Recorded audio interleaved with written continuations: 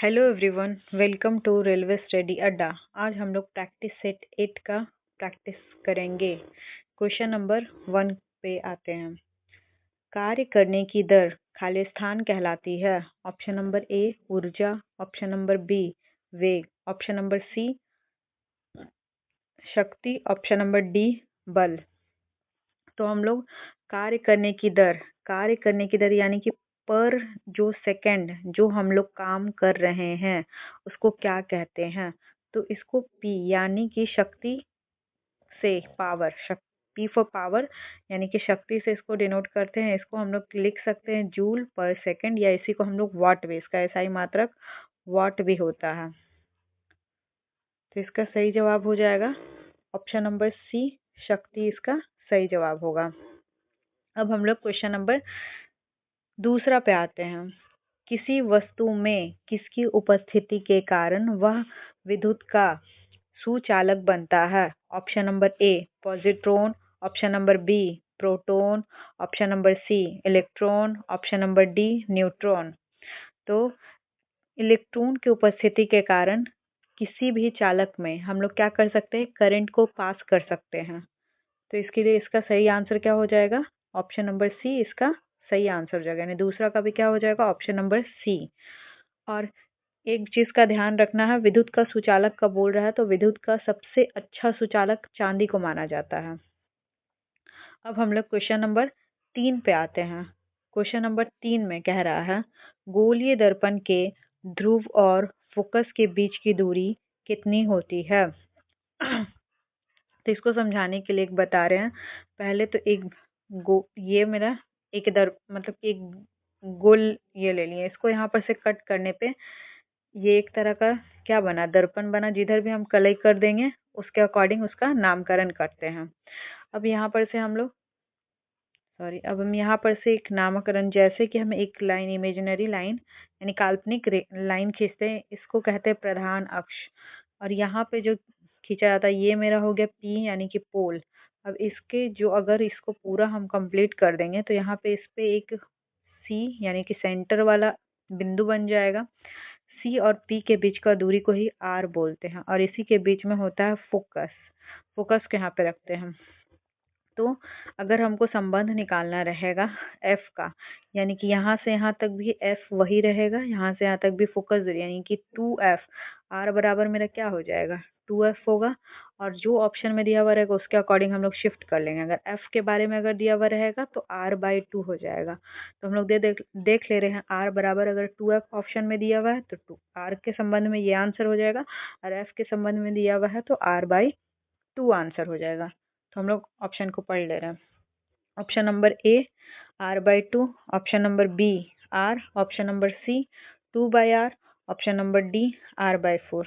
तो इसका सही जवाब क्या हो जाएगा, यानी f बराबर मेरा क्या हो जाएगा, r/2 इसका सही आंसर है। यानी कि ऑप्शन नंबर ए इसका क्या है, बिल्कुल सही आंसर हुआ।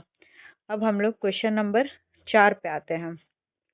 क्वेश्चन नंबर 4 में क्या कह रहा है, क्वेश्चन नंबर 4 में कह रहा है किसी वस्तु को एक उत्तल लेंस के मुख्य अक्ष पर f1 और f2 के बीच स्थित किसी बिंदु पर रखा गया है, इसका निर्मित प्रतिबिंब खाली स्थान होगा।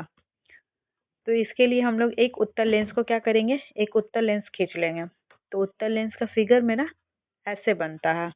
तो उत्तल लेंस को खींचने के लिए हम लोग ये बता रहे हैं, ये हो गया मेरा उत्तल लेंस, और ये वाला जो लाइन खींचे ये हो गया मेरा इमेजिनरी यानी काल्पनिक लाइन हो गया। अब इसको हम लोग यहाँ पे पहले ले लेते हैं, यहाँ पे f1, यहाँ पे f फोकस मतलब कि 1 का ही दूसरा वाला फोकस, यहाँ पे मेरा हो जाएगा f2, और यहाँ पे मेरा 2f2। और क्या क्वेश्चन में क्या बोल रहा है कि किसके किसके बीच रखना है, तो f1 से मतलब कि फोकस 1 और फोकस 2 के बीच में। तो जब इसके बीच में रखेंगे तो मेरा जो ये है क्या नाम है वस्तु का, मतलब कि समानांतर जाता तो ये हमेशा किससे पास करता है, फोकस से पास करता है। जब इसको हम क्या करेंगे, इस लाइन को और हम क्या करेंगे, बढ़ाएंगे, तो यहाँ पे इस टाइप से ये कट होगा, और ये जो यहाँ पे बनेगा ना, तो इस टाइप से यहाँ पे क्या हो जाएगा, यानी F2 के बाद ही ये रेखा ये वस्तु का जो इमेज बनेगा F2 के बाद बनेगा, और कैसा बनेगा तो वास्तविक और उल्टा बनता है, लेकिन वस्तु से क्या बनता है, बड़ा बनता है। तो इस चीज को ध्यान रखना है। तो पहला हो जाएगा इसका ऑप्शन ए हो जाएगा आभासी और समान आकार का। ऑप्शन नंबर बी आभासी और बड़ा। ऑप्शन नंबर सी वास्तविक और बड़ा। ऑप्शन नंबर डी वास्तविक और समान आकार का। तो 4 का क्या हो जाएगा, ऑप्शन नंबर सी बिल्कुल सही आंसर होगा, यानी कि वास्तविक और क्या हो जाएगा, बड़ा हो जाएगा। अब हम लोग क्वेश्चन नंबर 5 पे आते हैं। क्वेश्चन नंबर 5 में क्या कह रहा है, क्वेश्चन नंबर 5 में कह रहा है विद्युत परिपथ में बैटरी का उपयोग क्यों किया जाता है। अब कोई परिपथ बनाया गया, कोई ये इस टाइप का परिपथ बनाया गया और यहाँ पे लगा दिया गया बैटरी। बैटरी लगाया गया है, बैटरी का उपयोग बोल रहे क्यों किया जा रहा है। मान लीजिए यहाँ पे बैटरी से V1 और यहाँ से V2 वोल्ट जा रहा है, तो इनके बीच का जो ये हुआ, ये विभवांतर हुआ। विभवांतर को भी हम लोग क्या करने के लिए, मतलब उनके बीच में विभवांतर को उत्पन्न करने के लिए भी हम लोग क्या करते हैं, बैटरी लगाते हैं। तो इसका सही जवाब क्या हो जाएगा, ऑप्शन पहले पढ़ ले रहे हैं। ऑप्शन नंबर ए धारा उत्पन्न करने के हेतु। ऑप्शन नंबर बी इलेक्ट्रॉन उत्पादन हेतु। ऑप्शन नंबर सी विभवांतर उत्पादन करने हेतु। ऑप्शन नंबर डी विभवांतर मापन हेतु। तो इसका सही जवाब हो जाएगा 5 का सी विभवांतर उत्पन्न करने हेतु, इसका बिल्कुल सही जवाब है। अब हम लोग क्वेश्चन नंबर 6 पे आते हैं। क्वेश्चन नंबर 6 में क्या कह रहा है, क्वेश्चन नंबर 6 में कह रहा है, क्वेश्चन नंबर मेरा 6 में कह रहा है विद्युत ऊर्जा की वाणिज्यिक इकाई खालिस्तान है। Option number A watt. Option number B kilowatt. Option number C kilowatt घंटा। Option number D joule. तो इसका सही आंसर हो जाएगा ऑप्शन नंबर सी किलोवाट घंटा, इसका क्या है, सही आंसर है। विद्युत ऊर्जा का वाणिज्यिक इकाई क्या होता है, तो किलोवाट घंटा होता है, या इसी को हम लोग एक यूनिट विद्युत ऊर्जा भी कह देंगे। 1 किलोवाट आवर बराबर क्या होता है, इससे पहले वाले सेट में बता भी चुके हैं। 1 किलोवाट आवर बराबर होता है 3.6 इंटू 10⁶ जूल होता है। इसको ध्यान रखना है।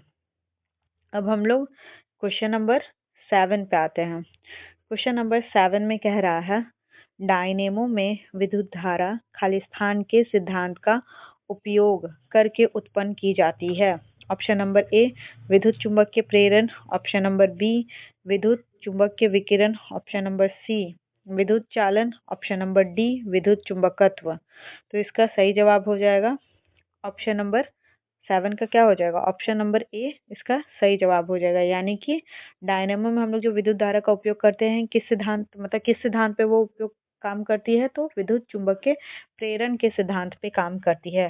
तो विद्युत चुंबकीय प्रेरण का मतलब ये हुआ ना कि जैसे कि अगर हम लोग डायनेमो को जो धारा ही कर रहे हैं, तो उसमें जो एक तरह का चुंबकीय बल क्या हो रहा है, उत्पन्न हो रहा है। तो इस चीज को क्या रखना है, ध्यान रखना है।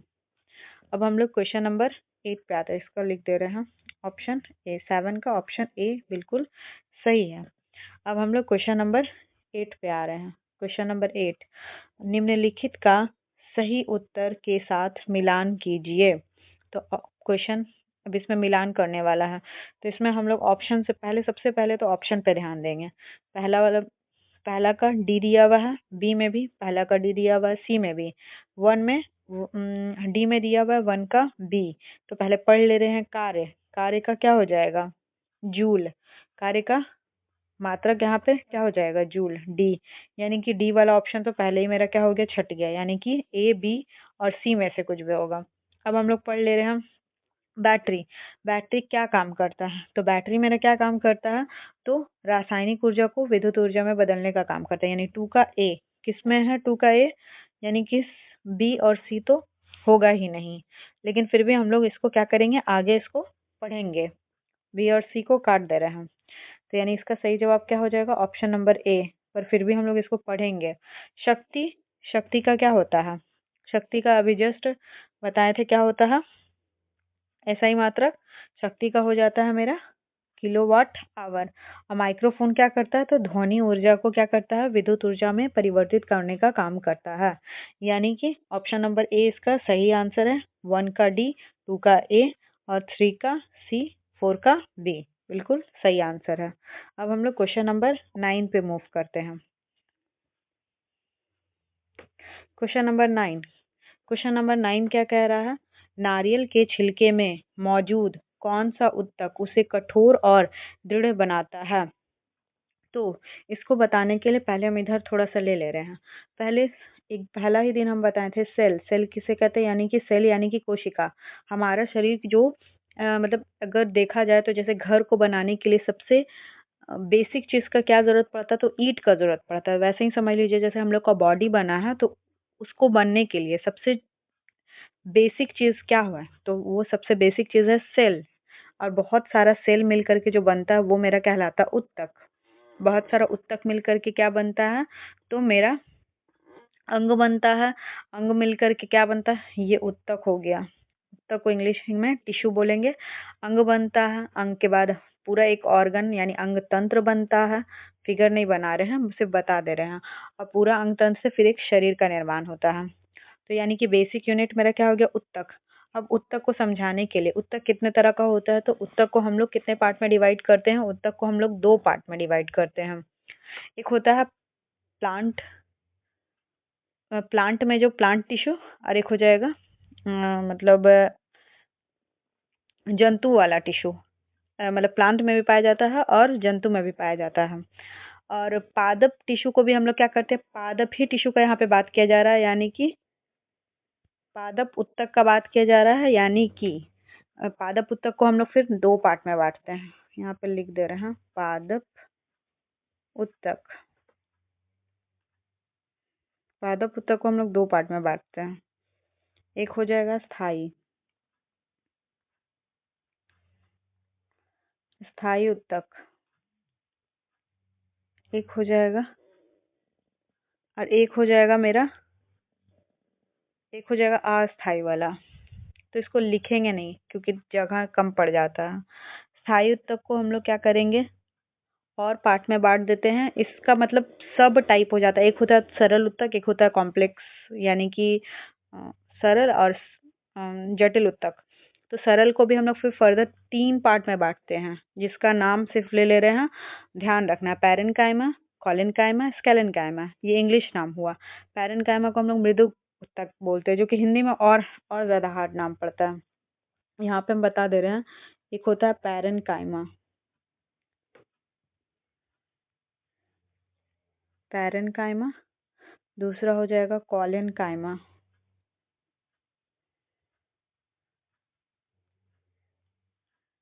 कोलेनकाइमा। एक हो जाएगा मेरा स्केलेरेनकाइमा,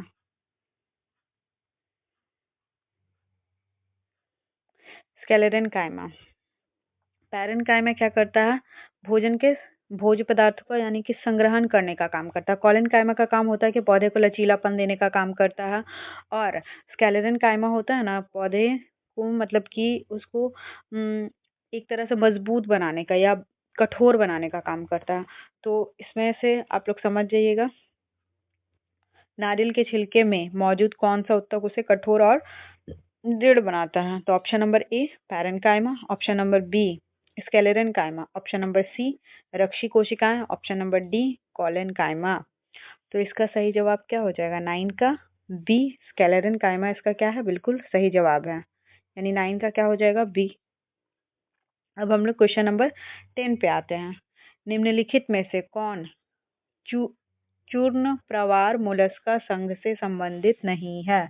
यानी कि कौन सा है जो मोलस्का संघ में नहीं आता है। पहले तो जानेंगे, हम लोग जंतु जगत को भी क्या करते हैं ना, जंतु किस आधार पे बटा हुआ है, तो उसको भी हम लोग क्या करते हैं, बहुत सारे पार्ट में बांट देते हैं। मतलब ऐसा बांटते हैं, वैज्ञानिक बांटे हैं। तो उसी का एक संघ है, सबसे बड़ा संघ बताए थे कौन सा है, ऑर्थोपोडा। ऑर्थोपोडा के बाद मेरा आ जाता है मोलस्का।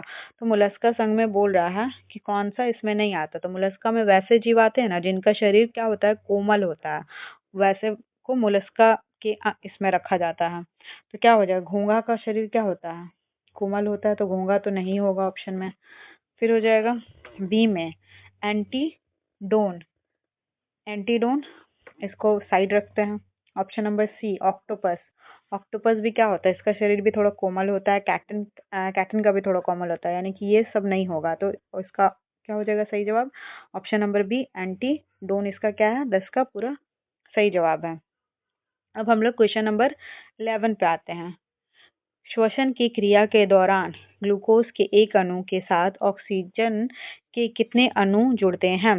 अब पहले ये जानेंगे कि श्वसन हम लोग जो सांस लेते हैं, ग्लूकोज क्या करता है। तो इसको समझने के लिए एक श्वसन की क्रिया में जब हम लोग श्वसन लेते हैं तो जो हम लोग खाना खाते हैं वो कार्बन ग्लूकोज के फॉर्म में हम लोग के शरीर में जाता है, C6H12O6 सबको पता है ये वाला। और जो हम लोग ऑक्सीजन ले रहे हैं उसका कितना अणु, तो उसका 6 मॉलिक्यूल यानी कि 6 अणु हम लोग का क्या होता है, अंदर में जाकर के एक तरह का समझ लीजिए रिएक्शन होता है, जिसमें ये CO2 प्लस 6 मॉलिक्यूल यानी पानी का भी और प्लस हम लोग को एनर्जी रिलीज होता है। और ये क्रिया होती कहाँ, माइटोकॉन्ड्रिया में होती है। और यहीं से फिर कार्बन डाइऑक्साइड हम लोग के शरीर से क्या होता है, बाहर होता है। और ये क्वेश्चन पूछ रहा है यही वाला कि ऑक्सीजन का कितना अणु, तो ऑक्सीजन का क्या हो जाएगा 6 अणु। तो हम लोग ऑप्शन पढ़ ले रहे हैं। Option number A 5, option number B 7, option number C 6, option number D 4। तो इसका सही जवाब हो जाएगा 11 का ऑप्शन नंबर सी क्या हो जाएगा 6। अब हम लोग क्वेश्चन नंबर 12 पे आते हैं। क्वेश्चन नंबर 12 में क्या कह रहा है, क्वेश्चन नंबर 12 में कह रहा है मानव शरीर में पाई जाने वाली निम्नलिखित में से कौन सी ग्रंथि एक अंतःस्रावी ग्रंथि नहीं है। ऑप्शन नंबर ए अधिवृक्क ग्रंथि, ऑप्शन नंबर बी पीयूष ग्रंथि, ऑप्शन नंबर सी थायराइड ग्रंथि, ऑप्शन नंबर डी लार ग्रंथि। आई होप कि ये वाला आंसर सबको पता होगा कि ऑप्शन नंबर डी क्या हो जाएगा लार ग्रंथि, जो कि हम लोग के मतलब अंतःस्रावी ग्रंथि में शामिल नहीं होती है। अब हम लोग क्वेश्चन नंबर 13 पे आते हैं। क्वेश्चन नंबर 13 में बोल रहा है, क्वेश्चन नंबर 13 में हो जाएगा मेरा रेटेनॉल मुख्य रूप से खाली स्थान से संबंधित है। Option number A vitamin A, option number B vitamin B, option number C vitamin D, option number D vitamin E. तो रेटेनॉल क्या है, तो ये विटामिन ए का ही क्या है, विटामिन ए इसका बिल्कुल सही आंसर हो जाएगा। सॉरी विटामिन ए इसका क्या हो जाएगा सही आंसर हो जाएगा, यानी कि ऑप्शन नंबर ए इसका सही जवाब है। पर रेटेनॉल है क्या, तो रेटेनॉल विटामिन ए का रासायनिक नाम है। और फिर इससे कमी होने मतलब कि इससे होने वाला रोग क्या है, विटामिन ए की कमी से होता है रतौंधी, कल भी बताया था। विटामिन B1 की कमी से हो जाएगा मेरा बेरी, और इसी को B1 का रासायनिक नाम हो जाता है थायमीन। विटामिन सी की कमी से होता है स्कर्वी, और इसी का रासायनिक नाम हो जाएगा स्कॉर्बिक अम्ल। विटामिन डी की कमी से क्या होता है, तो रिकेट्स होता है, इसी का नाम है रासायनिक नाम कैल्सीफेरोल। विटामिन ई की कमी से क्या होता है, नपुंसकता होता है, और इसी का रासायनिक नाम क्या है, तो टोकोफेरॉल है। विटामिन के की कमी से क्या होता है, रक्त का थक्का ना जम पाना, और इसी का नाम, इसका रासायनिक 2 नाम होता है, फाइलोक्विनोन होता है और एक होता है नेफ्थेक्विनोन। तो इसको ध्यान रखना है। अब हम लोग क्वेश्चन नंबर 14 पे आते हैं। क्वेश्चन नंबर 14 में क्या कह रहा है कि कैंसर के ऊतकों की जांच के लिए खाली स्थान की जाती है। Option number A biopsy, option number B bioscopy, option number C कोलेडोलॉजी, ऑप्शन नंबर डी रेडियोग्राफी। तो इसका सही जवाब हो जाएगा option number A biopsy. Biopsy यानी कि शरीर का एक तरह का जांच हुआ, जिसमें अ, जिसमें हम लोग क्या करते हैं, मतलब कि कोशिका को शायद शायद नहीं, कोशिका को कट कर करके उसको जांच किया जाता है कि मतलब कैंसर है कि नहीं है। अब हम लोग क्वेश्चन नंबर 15 पे आते हैं। क्वेश्चन नंबर 15 में कह रहा है निम्नलिखित में से कौन सा जीवित जीवाश्म वृक्ष का उदाहरण है। Option number A silver oak, option number B ड्रायोप dryopteris, option number C option number C funaria, option number D ginkgo biloba. मतलब ये थोड़ा सा रटने वाला क्वेश्चन हो जाएगा। जीवित जीवाश्म वृक्ष यानी जिसमें जीवित जीवाश्म पाया जाता है, मृत नहीं। तो इसका सही जवाब हो जाएगा, ये थोड़ा रटने वाला सवाल है, उसको रट लीजिएगा। ऑप्शन नंबर डी इसका क्या है, 15 का ऑप्शन नंबर डी बिल्कुल सही जवाब है। यानी जिंक होगा बाई बाई लोबा, इसका क्या है, सही जवाब है। अब क्या बोल रहा है, निम्नलिखित में से कौन सा पौधे में श्वसन के अंतिम उत्पाद है। पौधा जब श्वसन करता है तो उसका अंतिम उत्पाद क्या है, चाहे पौधा हो, चाहे क्या हो, जानवर हो, चाहे मनुष्य हो। हम लोग में किस टाइप का श्वसन होता है, तो वायवीय श्वसन होता है। वायवीय यानी कि हवा में उपस्थित जो ऑक्सीजन होता है उसी को हम लोग क्या करते हैं, ग्रहण करते हैं। तो इसको अभी जो बताए थे C6H12O6 के माध्यम से जो हम लोग ऑक्सीजन ग्रहण किया, ऑक्सीजन के 6 अणु, ये मेरा कैची में टूटता है CO2 प्लस 6H2O प्लस क्या हो जाता है, एनर्जी जो हम लोग का रिलीज होता है, एनर्जी या ऊर्जा जो भी लिख लीजिए, इंग्लिश हिंदी बात बराबर है, थोड़ा बहुत अंतर है इसलिए थोड़ा सा याद रखना पड़ेगा। तो और इसका अंतिम उत्पाद क्या हो गया मेरा, तो CO2 प्लस क्या हो गया मेरा H2O, इसका क्या है, अंतिम उत्पाद है। और ये वाला कैसे में होता है, तो वायवीय श्वसन में होता है। अवायवीय श्वसन वैसा हुआ जहाँ पे हवा उपस्थित नहीं होता है। तो ऐसा कब होता है, तो ऐसे दो क्रिया में होता है। एक तो होगा ईस्ट में जो होता है अवायवीय श्वसन होता है, और एक और याद रखना थोड़ा सा कि जब हम लोग एक्सरसाइज, अत्यधिक एक्सरसाइज करते हैं तो उस समय जो होता है हम लोगों का बॉडी में ज़रूरत पड़ता है, क्योंकि हम लोग जब एक्सरसाइज करते हैं तो ज़्यादा मात्रा में हम लोग को ऑक्सीजन का ज़रूरत होता है, तो हम लोग का बॉडी उतना ऑक्सीजन को इनटेक नहीं कर पाते, यानी ले नहीं पाता। तो उस समय हम लोग के बॉडी में एक तरह का पेन होने लगता है और लैक्टिक एसिड जमा हो जाता है। वही यही चीज़ टूटता है जब ऑक्सीजन के साथ अभिक्रिया करता है, तब यही यहाँ पे क्रिया होकर के मेरा लैक्टिक एसिड ऐड हो जाता है, जिसकी वजह से हम लोग को पेन होने लगता है। ये थोड़ा सा बता दिए हैं सिर्फ, अभी इसको मतलब बहुत ज़्यादा डीप में नहीं बताया है, बहुत ज़्यादा डीप में पढ़ने के लिए बहुत मेहनत लगेगा। तो इसका सही ऑप्शन क्या हो जाएगा, ऑप्शन पढ़ ले रहे हैं। ए क्या हो जाएगा, CO2 और O2। Option number B O2 और ऊर्जा। ऑप्शन नंबर सी ग्लूकोज और O2। Option number D CO2 H2O और ऊर्जा। तो इसका सही जवाब क्या हो जाएगा, 16 का ऑप्शन नंबर डी क्या हो जाएगा, CO2 और H2O प्लस ऊर्जा। हम ऑप्शन में उधर देखे नहीं थे कि मतलब ऊर्जा भी दिया हुआ है, तो ऑप्शन देख करके काम करना है। CO2 H2O प्लस ऊर्जा इसका सही जवाब है। अब हम लोग क्वेश्चन नंबर 17 पे आते हैं। क्वेश्चन नंबर 17 में क्या कह रहा है, हाँ, क्वेश्चन नंबर 17 में कह रहा है, स्मृति में सुधार के लिए आयुर्वेद में किस पौधे का उपयोग किया जाता है। ऑप्शन नंबर ए तुलसी, ऑप्शन नंबर बी वसाका, ऑप्शन नंबर सी ब्राह्मणी, ऑप्शन नंबर डी आंवला। तो तो इसका क्या हो जाएगा, ये भी थोड़ा सा रटने टाइप वाला क्वेश्चन है, तो इसको थोड़ा रट लीजिएगा। इसका ऑप्शन हो जाएगा सही, ऑप्शन नंबर सी ब्राह्मणी इसका क्या है, सही जवाब है। अब हम लोग क्वेश्चन नंबर 18 पे आते हैं। क्वेश्चन नंबर 18 में कह रहा, दिख नहीं रहा होगा, क्वेश्चन नंबर 18 कह रहा है, ऑक्जेलिक एसिड एक प्राकृतिक स्रोत, सॉरी, ऑक्जेलिक एसिड का एक प्राकृतिक स्रोत क्या है। तो ऑप्शन नंबर ए चीटी डंक, ऑप्शन नंबर बी इमली, ऑप्शन नंबर सी टमाटर, ऑप्शन नंबर डी खट्टा दूध। तो इसका सही जवाब हो जाएगा, सॉरी स्किन स्क्रीन थोड़ा हिल जाता है। इसका सही जवाब हो जाएगा, ऑक्जेलिक एसिड किस में पाया जाता है, तो टमाटर में। मतलब एक प्राकृतिक स्रोत क्या है ऑक्जेलिक एसिड का, तो टमाटर है। ध्यान रखना, इमली में किस तरह का एसिड पाया जाता है, तो इमली में पाया जाता है टार्टरिक एसिड। दूध यानी कि खट्टा दूध जो हुआ उसमें कैसा एसिड पाया जाता है, तो दूध जहां भी है तो याद रखना लैक्टिक एसिड पाया जाता है। ची चींटी का जो डंक हुआ इसमें कैसा एसिड पाया था, फॉर्मिक एसिड पाया जाता है। इतना को क्या रखना है, ध्यान रख लेना है बस। अब हम लोग आते हैं नेक्स्ट क्वेश्चन पे, क्वेश्चन नंबर 19। निम्नलिखित में से किस तत्व के आणविक रूप में परमाणुओं की संख्या अधिकतम होती है। तो पहला बात तो परमाणु की संख्या का बात हो रहा, तो कौन कैसे लिखाता है इसको पहले ध्यान रखिएगा। यहाँ पे हम लिख रहे हैं, ये हो गया मेरा, सॉरी सॉरी पेन नहीं यूज किया हुआ था, ये हो गया मेरा तत्व, और ये यहाँ पे सबका परमाणुकता।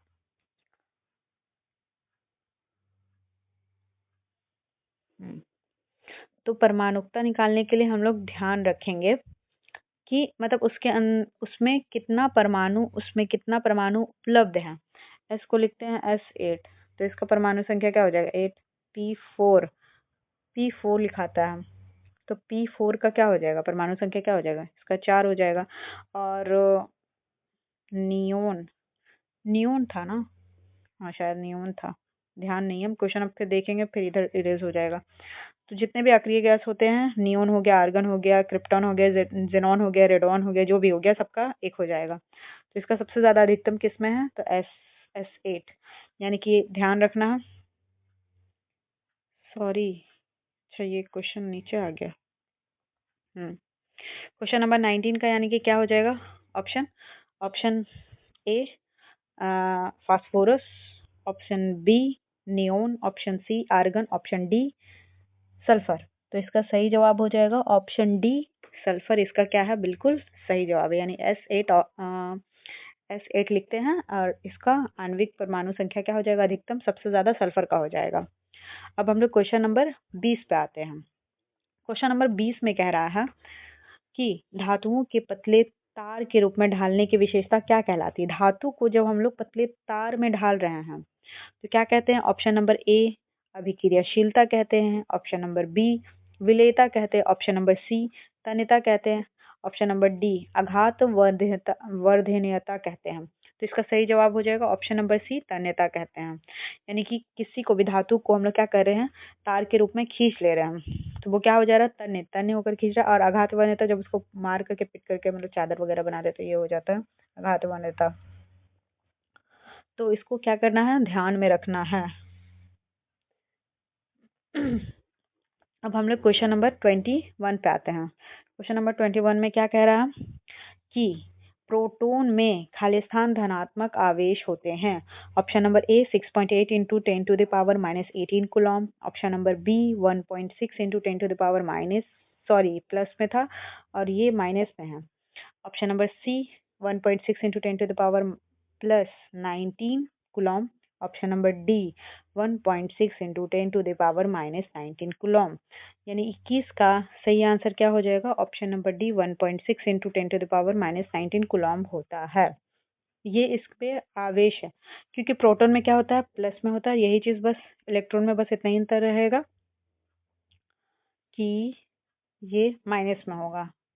और एक चीज और ध्यान रखना है कि इलेक्ट्रॉन का खोज किसने किया है? तो जे थॉमसन। प्रोटॉन का खोज खोज किसने किया है? तो प्रोटॉन का खोज किया है मेरा, तो प्रोटॉन का खोज किया है मेरा रदरफोर्ड। और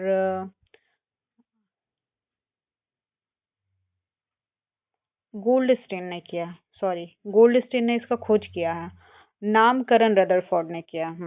ध्यान से थोड़ा उड़ जाता है। अब सही है। अब 22, अब हम लोग क्वेश्चन नंबर नेक्स्ट यानी 22 पे आते हैं। क्वेश्चन नंबर 22 में क्या कह रहा है? जब आप एक परमाणु के न्यूट्रॉन की संख्या को बदल देते हैं तो इसका खालिस्तान बदल जाता है।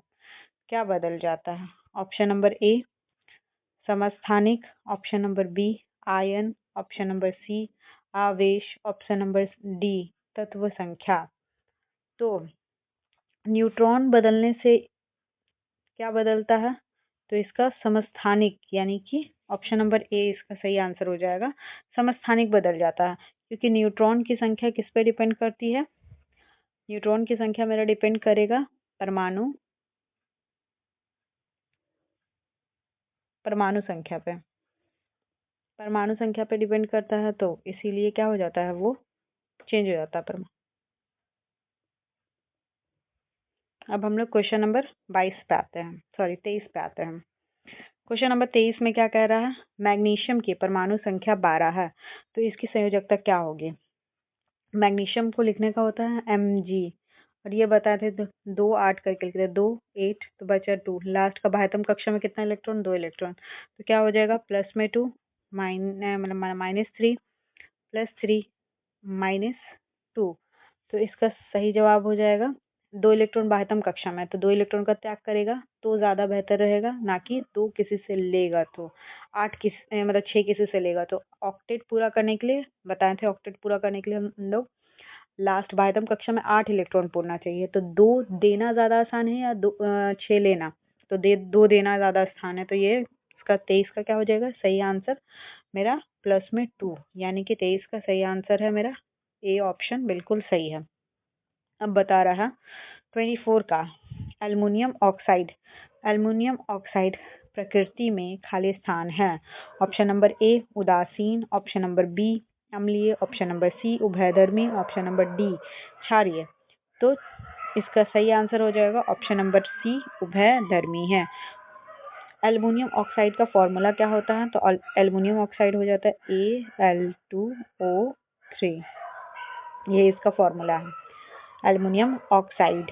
तो उभयधर्मी पहले कहते किसको है? तो उभयधर्मी उसको कहेंगे ना जिसमें अम्लीय और क्षारीय दोनों गुण पाया जा रहा है। थोड़ा कुत्ता का आवाज आ रहा होगा तो उसको थोड़ा इग्नोर कर दीजिएगा। जिसमें दोनों का गुण हो रहा है और दोनों अभिक्रिया कर करके लवण बना सकती है, यानी कि इसमें दोनों प्रकार का गुण पाया जाता है, उसको उभयधर्मी कहेंगे। अब हम लोग क्वेश्चन नंबर 25 में आएंगे, लास्ट क्वेश्चन। निम्नलिखित में से कौन सा एक संतृप्त हाइड्रोकार्बन है? कल ही इसके बारे में बताए थे। कार्बन कार्बन के बीच में अगर एक बॉन्ड बन रहा है तो वो संतृप्त है, मतलब एक संतृप्त हुआ। दो बॉन्ड बन रहा है तो द्वि मतलब कि डबल बॉन्ड वाला हो गया, और तीन बन रहा है तो ट्रिपल बॉन्ड वाला हो जाएगा। तो इसका सही आंसर क्या हो जाएगा? तो ऑप्शन पहले पढ़ ले रहे हैं। Option A ethane, option number B acetylene, option number C benzene, option number D ethene. तो इसका सही जवाब हो जाएगा ऑप्शन नंबर ए एथेन हो जाएगा। तो आई होप कि क्लास सबको अच्छे से समझ में आएगा। किसी को नहीं समझ में आया तो वो कमेंट सेक्शन में लिख करके बता सकते हैं। जो भी दिक्कत हो हम अगले क्लास में उसको सॉल्व करने का कोशिश करेंगे। और अगर मेरा कुछ भी अगर किसी को गलत कुछ भी लग रहा है या फिर मतलब ऐसा लग रहा है कि हम कहीं पे कुछ भी बोल दिए हैं तो उसको प्लीज कोई भी करेक्ट करके बता दीजिएगा। हम भी मतलब ऐसे तो पूरा सर्च कर करके अच्छे तरीके से करते हैं, पर इंसान है, बोलने में चाहे कुछ भी करने में गलती हो सकता है। तो थैंक यू सो मच।